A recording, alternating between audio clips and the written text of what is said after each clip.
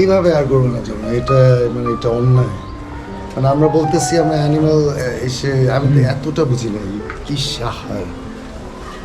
সেলিম ভাইয়ের কাছে জানলাম যে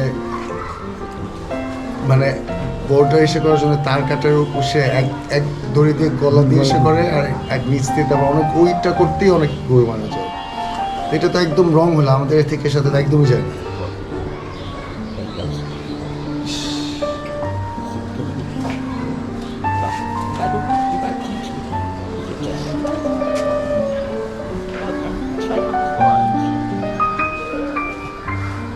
আমাদের ব্রিডিংয়েই যেতে হবে। আমাদের এই মডেলটা আমার কাছে প্রথম থেকেই রং লাগছে। মানে ধরে নিলাম গরু যেগুলো আসে একদম ঠিকঠাক আসে, কথার কথা জায়গা সোর্সও ঠিকঠাক, তাদেরকে আনা হচ্ছে ঠিকঠাক মতো, ওগুলোকে আমরা এসে করছি। কিন্তু তাও আমার কাছে মডেলটা ঠিক মনে হচ্ছে না, কারণ আমরা তো তখন অন্যের উপর নির্ভরশীল ওই সাপ্লাইয়ের জন্য।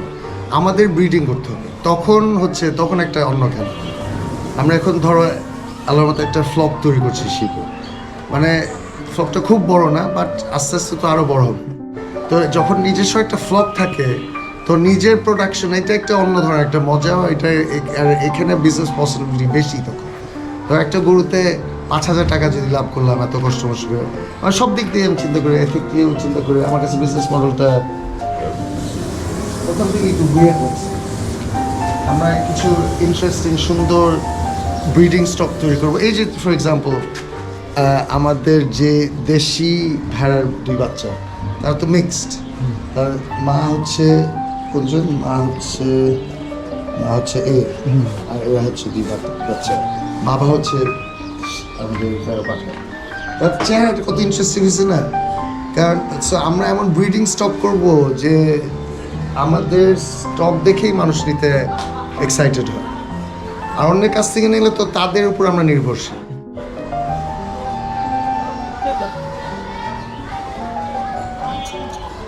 আর যত্নের সাথে যেটা লালিত পালিত হয় ওইটার চেহারা ছবি অলওয়েজ ডিফারেন্ট হয়। আমরা পরে পেয়ে ওইটা চেহারা যত সুন্দর করতে পারছি, তাহলে চিন্তা করে একদম প্রথম থেকে যদি আমাদেরই বাচ্চা যদি হয়, দেখবো ওইটার কোয়ালিটি আরও অনেক বেশি ভালো হয়। এই যে এক্সাম্পল তো আছে, জানতে হিরো।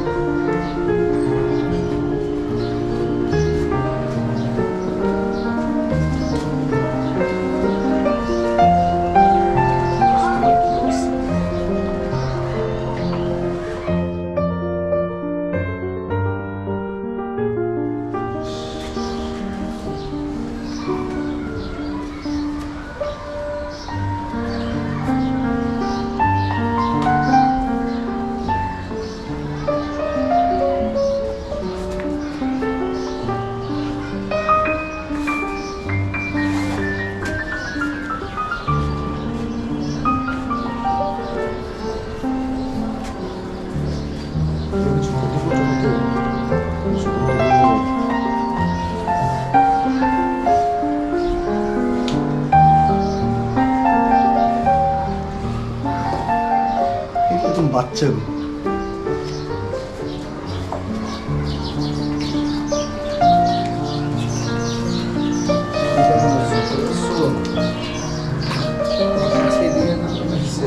আমি বলছিলাম কালকে যে তাদেরকে একটু সার্কুলেট করে দিলে, তোমার আজকে এখানে চলে আসছি, এটা না কেমন লাগছে এই জায়গায় এসে?